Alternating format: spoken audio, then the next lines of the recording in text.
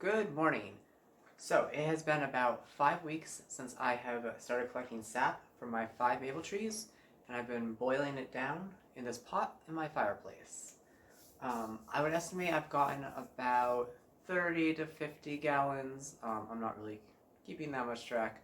Um, but the reason I decided to start boiling today, to start finishing it off, is because it has been getting darker and sweeter.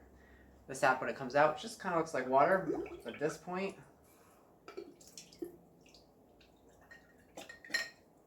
you can see that it is getting darker, and you can't taste it,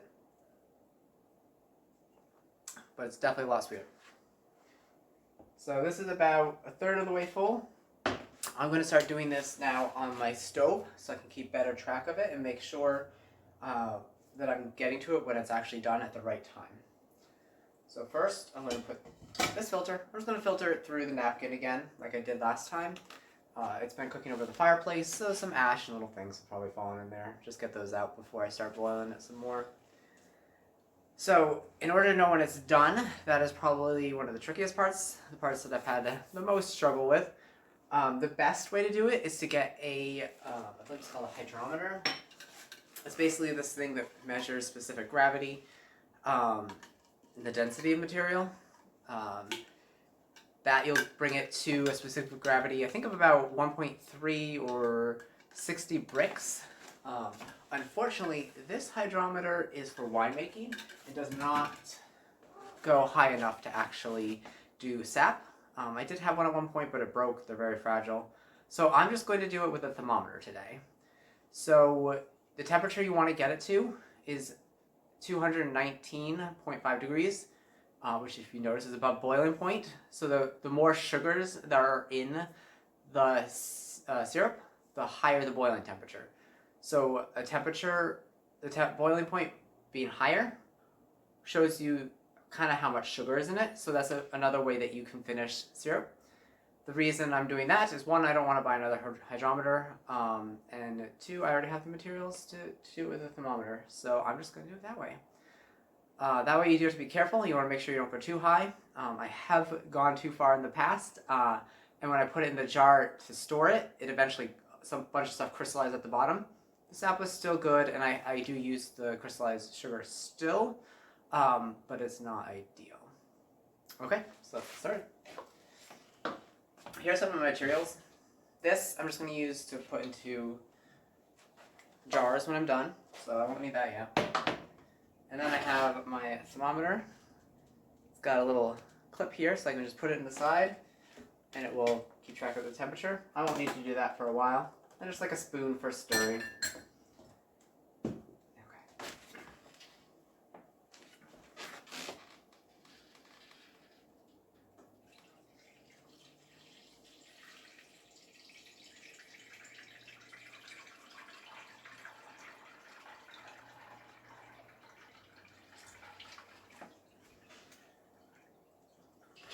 Okay. Now, obviously this pot is bigger than that one, so I'm not going to be able to put it all in at once, which is totally fine. I'll just keep adding it as I boil it down.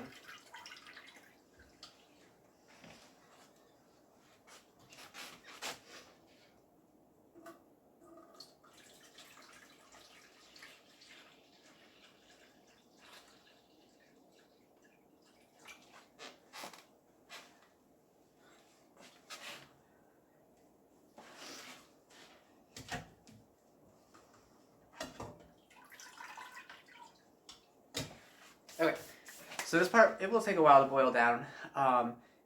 Just by tasting and looking at it, it seems like it's almost done, but it actually takes a long time even after that point to get to where you want it. So just be patient.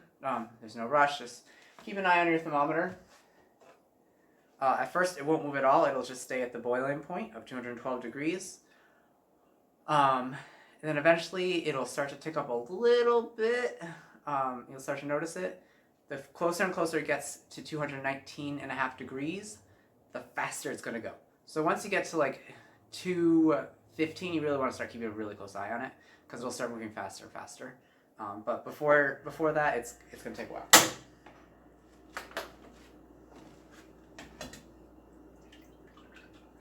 All right, turn this on, and we'll start boiling, and I will pick it up again once we get closer to the time when it's finished. All right. So we're back now. I've been boiling for about 3 hours.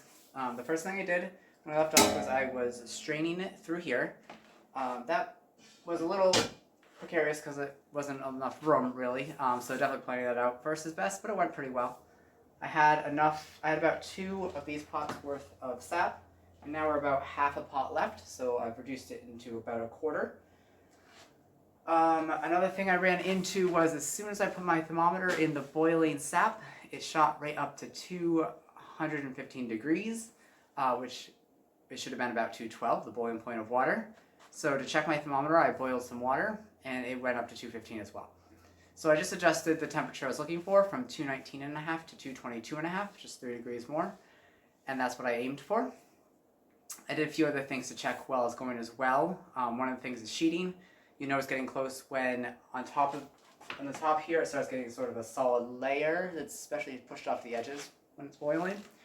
Or getting foamy. Towards the end it gets really foamy when it's boiling hard, so you gotta be really careful that it doesn't spill over when it's doing that. And then also I kept taking little spoonfuls. I put them in the fridge for like 5 minutes and just see if they were thickening up in more like a syrup substance rather than water. So we've made it to most all those markers, so I decided to take it off. And now I'm just going to let it cool. Next up, I will be putting it into some jars. And like I said in my last video, I've had these for a year. This is last year's that I made. Still is fantastic, no issues. I keep them in the fridge. I don't know for sure if you have to, but they don't take up a lot of room. And I figure it's better safe than sorry. So that's all I have. I will, once I let it cool, I'll fill it up and I'll show you that and just finish up that. Alright, so I let the syrup cool. When I checked it then, it was still too drippy. So I decided to boil it down some more. Basically, I brought it up to boiling and then let it boil for about 10 minutes and then let it cool. On the third time, I got a very syrup-like consistency. You can tell because instead of dripping, it pours in one solid stream. So let me just show you that.